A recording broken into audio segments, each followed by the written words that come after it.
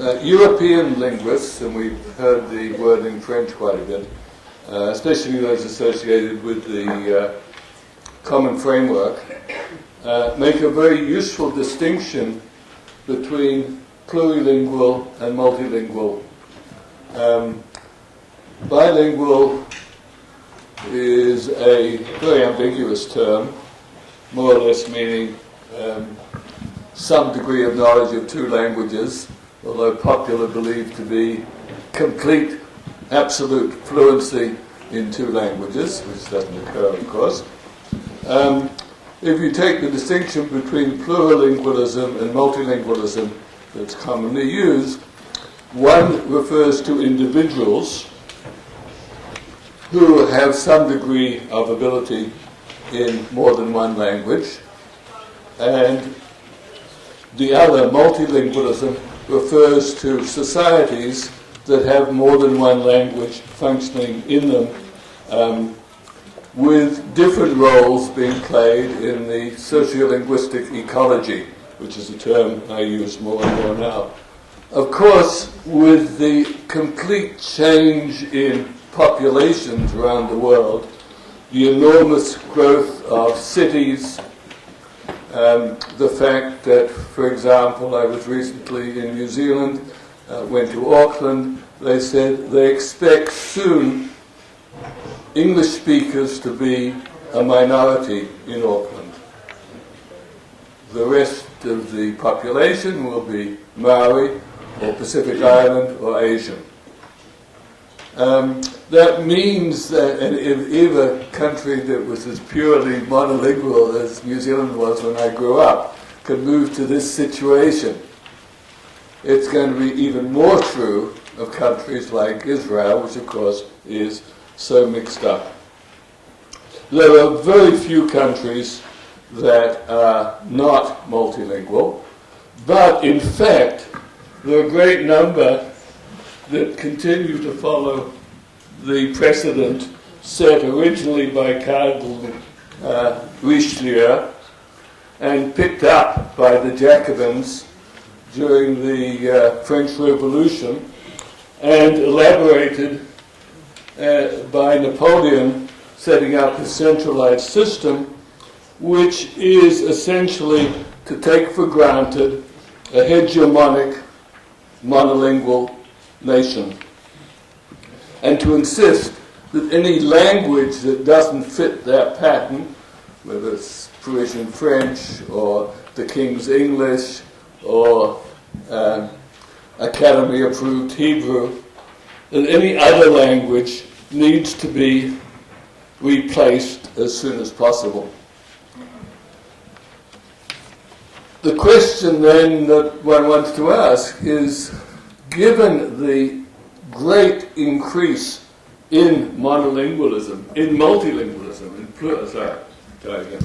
given the enormous increase in plurilingualism, in people, in societies that are made up of people speaking many, many languages, will we get societies that recognize that in some way and that attempt to build an intelligent and workable utopian multilingual policy? Now, a conference like this that has French government support in a country where efforts are underway, we understand, to replace the historical recognition of bilingualism by claiming that we only have one national language. One would assume the answer is likely to be no. But the fact that the Belgian embassy sponsored part of the meeting, a nation struggling more than most to deal with its very uncomfortable territoriality, and that we're sponsored by a French department and a Hebrew-speaking university, and by a translation department that obviously depends on both plurilingualism and multilingualism, suggests things are a bit more complicated, something that it would be possible to explore usefully. Okay, there's the contrary trends, the assumption of a single language dealing with that provides a solution to everything, and the fundamental principle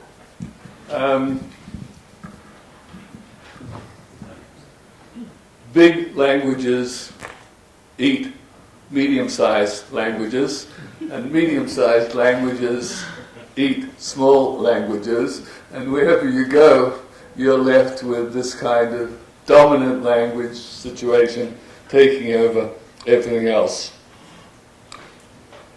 But the title of the conference already shows that we go beyond that simple hegemonic approach and accept the idea that it's not unreasonable to have multiculturalism. Now, as I understand it, in the general official French approach, multilingualism means support for any bilingual program that includes French as one of the languages. I can find quotations for that if I have to. But at least, and Ilana will recall a meeting we had back in 1996 when we took a proposed language policy to the then Minister of Education. We were invited to his office for a large meeting, and while we were sitting around waiting for people to come, one of the senior administrators said, "Oh, I have just received a telegram to give to the minister from the French ambassador. He's in Paris on leave, but he heard about this meeting, so he wanted to be quite sure to remind you that if you want to be able to teach Hebrew in France, you must continue the official status of French in Israel." It's political, and obvious that's one of the problems that we're dealing with. The existence of a counterforce to the Hebrew-only activists who imitate the English-only activists in the United States is shown by this the fact that the Arabic department is one of the sponsors of this department, and that we had the session yesterday on the problems of teaching Arabic. The timing is obviously interesting for many parts of the world too. China is a fascinating case. Fascinating in that 2,000 years of successful language policy has persuaded the speakers of many different languages that they all speak Chinese. It happens they all use the same writing system, but the difference between the languages is enough to justify calling them separate languages. However, even in China now, with the spread of Putonghua, there starts to be recognition of the problems of language policy. And I'm told that somebody from the Ministry of Education has written an introduction to the translation of my book on language policy, which I just received last week. I haven't read the introduction because it's all in Chinese. Or another example of a place of current interest in the notion of language policy, the recent referendum on the recognition of Russian as an official language in Latvia, which was defeated. This was an earlier demonstration rather than a call for a referendum, was preceded by a couple of weeks by the launch of a translation of my book on language management in Latvian, edited by somebody in the Latvian government concerned with language. So people are in fact, starting to think about the very difficult problem of how to deal with plurilingualism and how to come up with a model. We've been fortunate at this conference to have heard from François Guérin on some of the economic possibilities and advantages of multilingualism. We spoke this morning, we heard from Professor Van Paris on his approaches to the issue of choosing language policy. And what I want to do is to talk about some specific three cases that I've had a chance to study. The cases that I know a little bit about: Navajo, Maori, and Hebrew. I start with a sad case of a dying North American Indian language. When I arrived in the southwestern United States at the end of the 1960s, Navajo was considered to be one of the languages with most possibilities of continuing. They had a population then of about 130,000 living on the reservation. It was geographically isolated. It had tribal government. It seemed to have a good chance to survive. And we conducted a study which showed that essentially for 90% of the children coming to Bureau of Indian Affairs schools, the school was the first place they ever heard English. So we had a situation in which the majority, clearly, of Navajos were still speaking their language. Providing even more hope at that time, the federal government had just recognized bilingual education as a good thing and was funding programs that would attempt to develop bilinguals, including, of course, in the Indian languages. At that stage, though, we didn't properly consider the evidence that was before us. First of all, what we didn't realize was the enormous gap between the written and spoken language situation. While most speaking on the reservation was in Navajo, while the tribal council meetings were conducted in Navajo, with translations quietly for the Bureau officials, while the tribal courts were conducted in Navajo, while the radio stations, which played country music, admittedly, but gave basketball results and news in Navajo, all that was the spoken situation. The tribal council minutes were written in English. The laws were published in English. The decisions of the courts were in English. If notices were put up in public by the tribe, they were written in English, except for some bilingual ones at the time of the Civil Rights Act, which were in English and Spanish. There was virtually no, there are exceptions. Some churches had written Navajo. But basically, the schools became the place where English was introduced. And our studies already showed that, because we found there was a correlation between a school, the amount of English spoken by its children, and the distance to the nearest reservation, the nearest off-reservation town. We actually measured not just miles on the road, but the quality of the road as well. So we had a sort of an access score.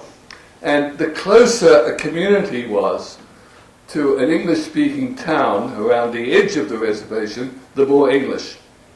And in one of the school districts, we did a specific correlation of the home of the children the closer their home was to the school, the more likely they were to know English. So there was already evidence in the second year of our study, about 1970, that English was coming in with the roads. And I sort of wrote an article saying the best way to teach English in the Navajo reservation seems to be to improve the roads. Well, they did that, and they did something else. They put in repeater television, which meant that those people who had electricity also got television, and that was the end, presumably. By 20 years later, by 1990, our study was 1970, by 1990, we were told about 5% of the children coming to school knew Navajo. Not an exact reversal of how it had been. And the schools are modern and so on. The government tried a little bit to maintain language, but never took it too seriously, the Navajo government. And the last time I went to a meeting of the council, councillors were switching languages, speaking English and Navajo. And there were a few, I'm told, who didn't know any Navajo. So that what's happened is those people who would like to have bilingualism are back to teaching, but they're teaching Navajo to the children who are English speakers, rather than teaching English to the children who are Navajo speakers. 5 minutes. No, I thought I had 45. You can take up the discussion time. No? Okay. Right. Okay, the second example I want to talk about is You're right. I'm actually right. Sorry, you're actually right. You have more time on your yeah. The second example I want to talk about is New Zealand. The Maoris in New Zealand formed a comfortable majority and a linguistically dominant group up until about 1850. And until about 1850, the white settlers were learning Maori. The Maoris were learning English and, as you see from this picture, going to schools where they were picking up English culture, they were becoming Christian and so on. But they kept up their language. And their language was very strong, so that there's more material published in Maori in New Zealand up to 1900 than published in English. Books and newspapers and so on. But 1860, the government changed policy and said, now is the time we have to teach Maori. Some of the Maori leaders said, we want bilingualism, but English is very important for us. And so, between 1860 and 1920, there was a major shift. So that by 1960, one had reached the stage that the situation was even worse than the Navajo present situation. There were very few children who could speak Maori. Essentially, only grandparents spoke Maori. 1970s, things started to change. The first part of the movement was a group of university students who started demonstrating and saying, we want our language back. You took our language away from us. This is the Occupy movement that Ilana was talking about, right? And this is a picture from the middle 1960s when they were marching around demonstrating, and they took a petition to Parliament and so on. Out of that grew a movement for teaching Maori to young adults. This is a conference at Te Atarangi a year or so ago, but these are some of them the same people who started learning Maori as a second language. There were some native speakers there, but most of the people at the conference were people who have learnt the language as adults. And so this movement was a movement for adults to learn Maori. A very successful one, a very devoted one. But that wasn't enough for them. The next thing they did was to start programs for young children.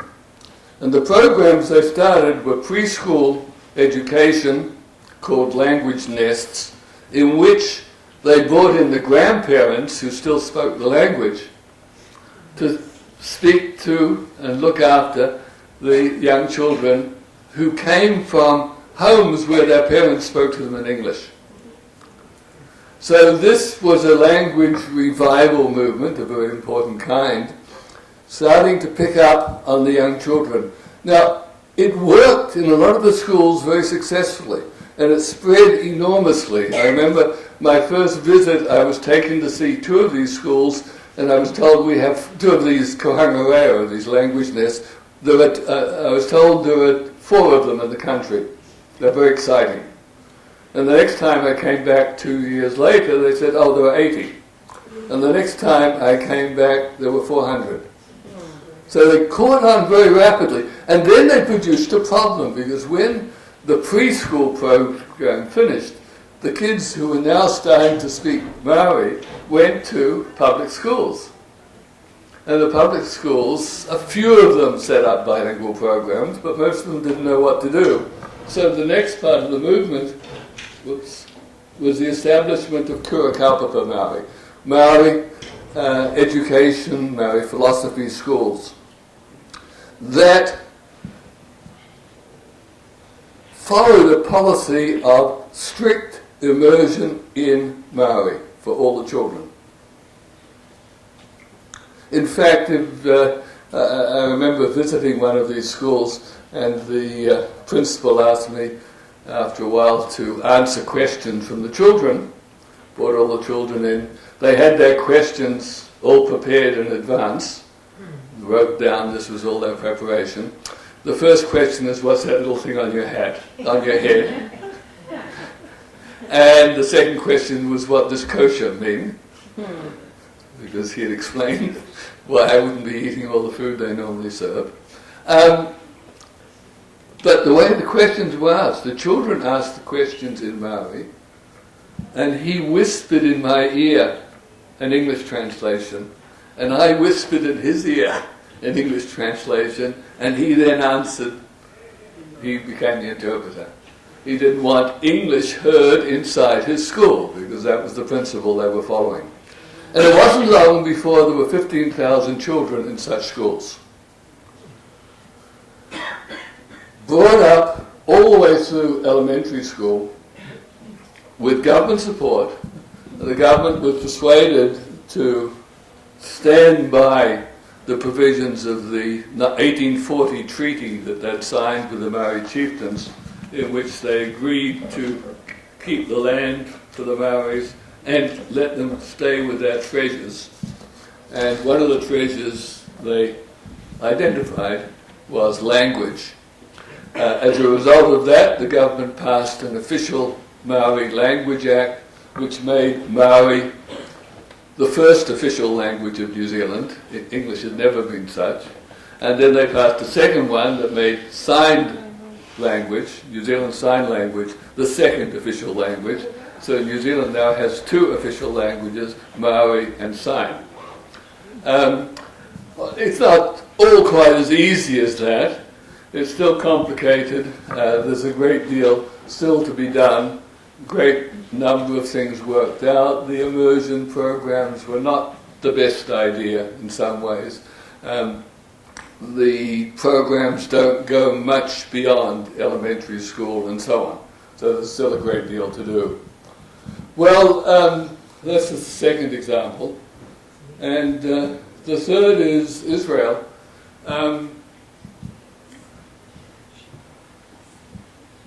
Our colleague Eliezer Ben Raphael, who I believe chaired a session yesterday, was the one who pointed out that in changes in actual Jewish plurilingualism, we've gone from a situation where Jews spoke many languages to a situation in Israel where people are prepared to recognize Hebrew and English.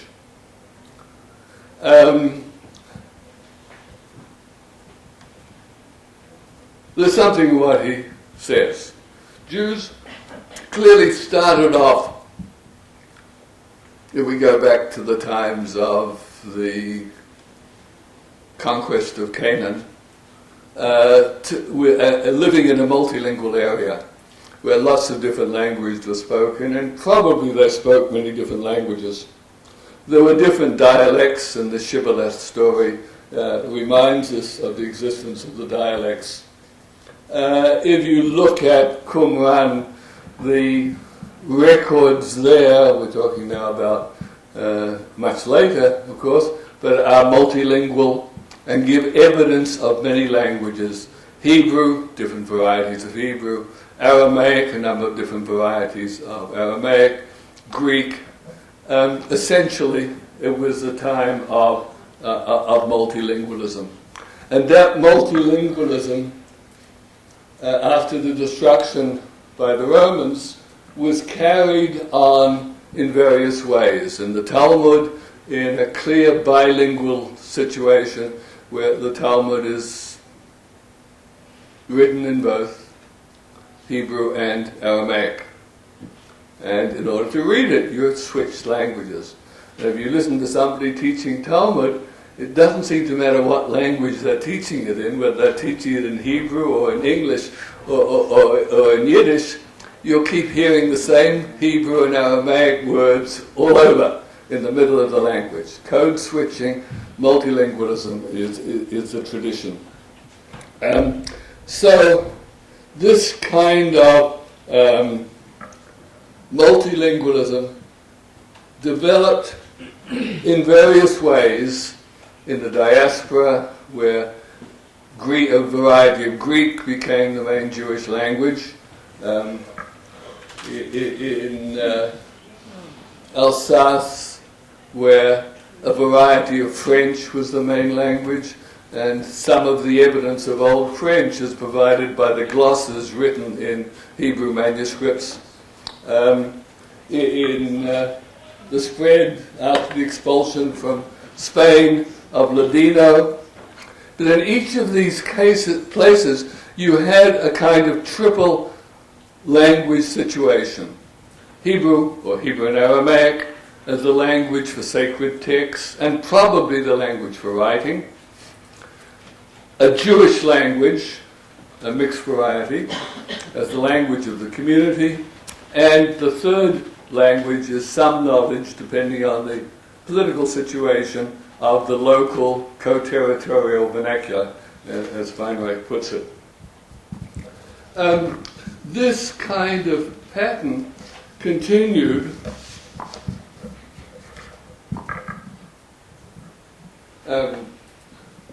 so the Cheder would have been conducted in Yiddish, but remember they were reading, all their books were in Hebrew and Aramaic, and the rabbis who gave their sermons in Yiddish, because that was the language to speak to the community in, when they published them, would publish them in Hebrew, because that's the language to write in.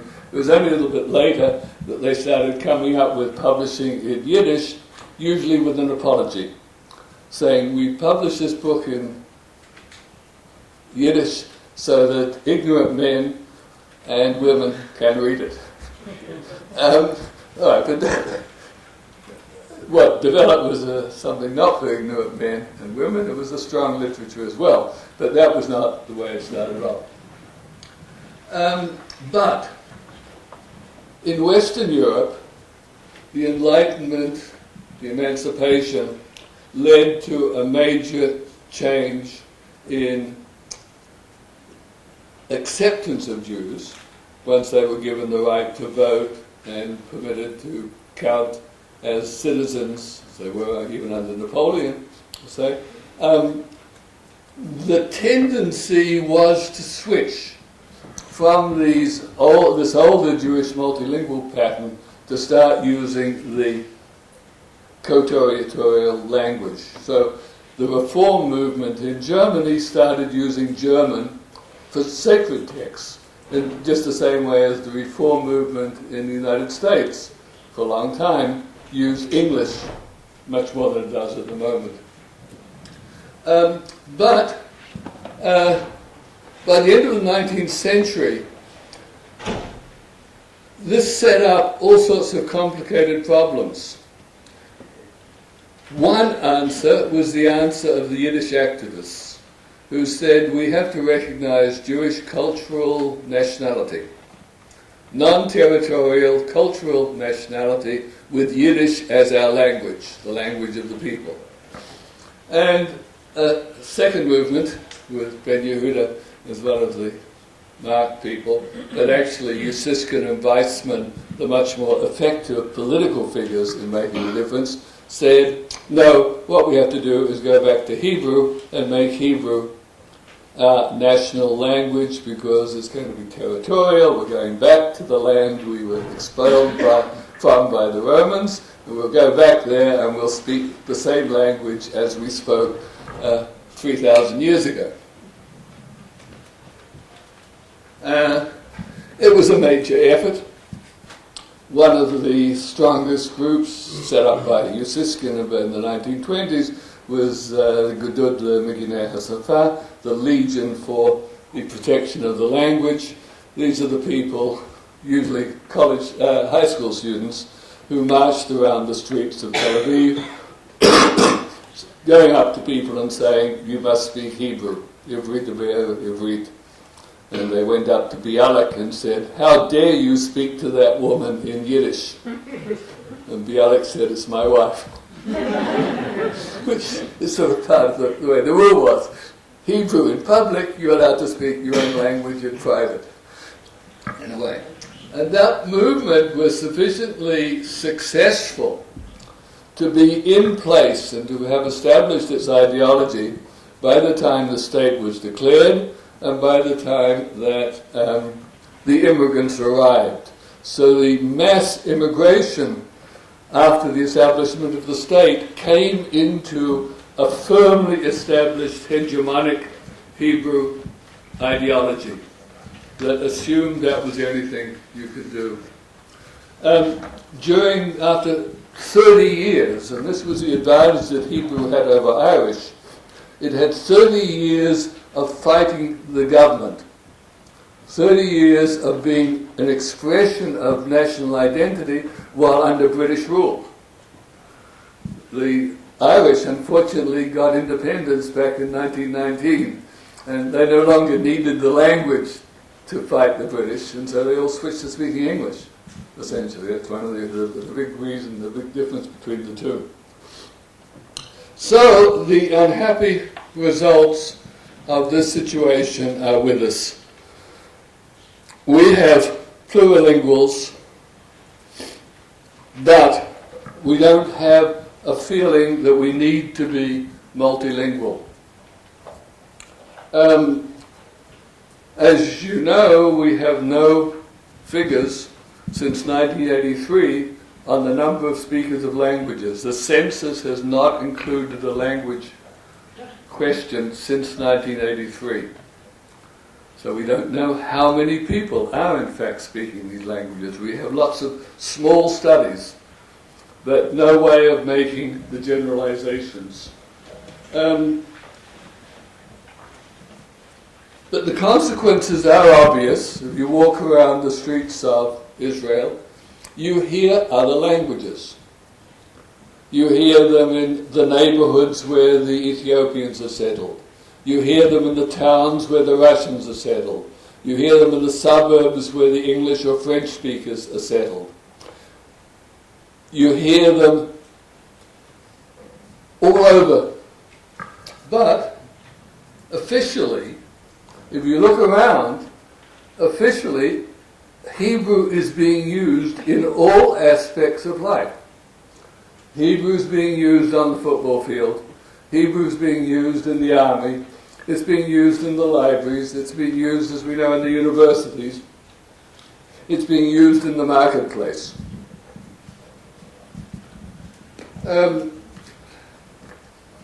The problem is how to deal with this situation, with the growing xenophobia of most of the world.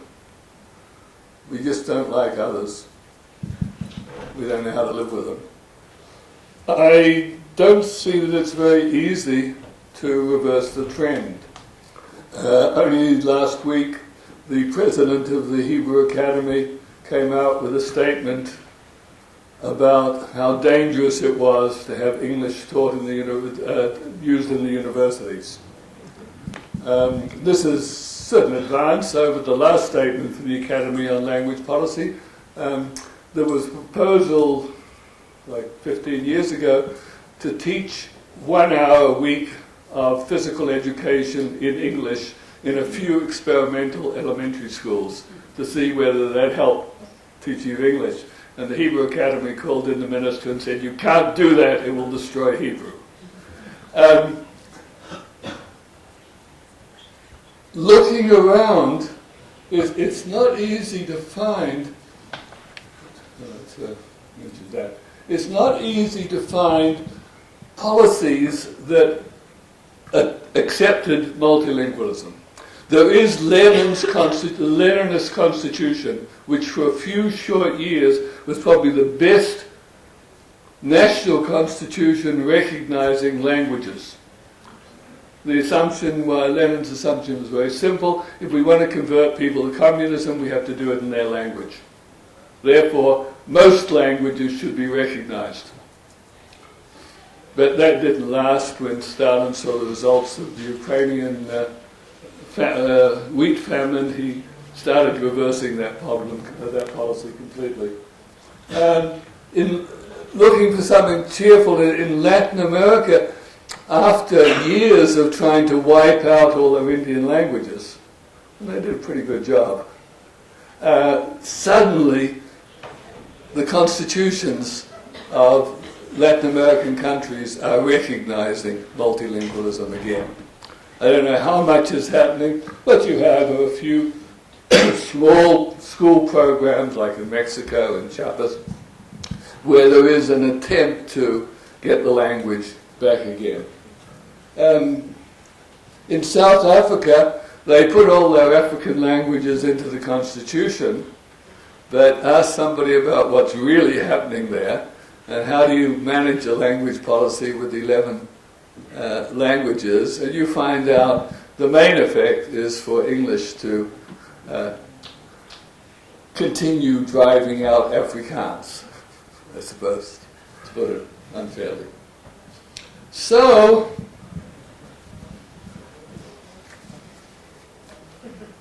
last week was International Mother's Language Day. As you know, International Mother Language Day started in Bangladesh with some riots. And out of that, we celebrate those unsuccessful riots and a few people getting killed in a fight over language by saying everybody should speak their mother tongue and everybody should be nice to everybody else. It's not easy, I'm afraid. The development of a wise policy that allows for the growing plurilingualism of the world, coming out with a sound multilingual policy, remains a very common problem. I really don't know what is cheerful, but I'm hoping that in the session when you talk about utopian solutions to our problems, somebody will think of some way to come up with a kind of multilingualism that satisfies the situation. Thank you.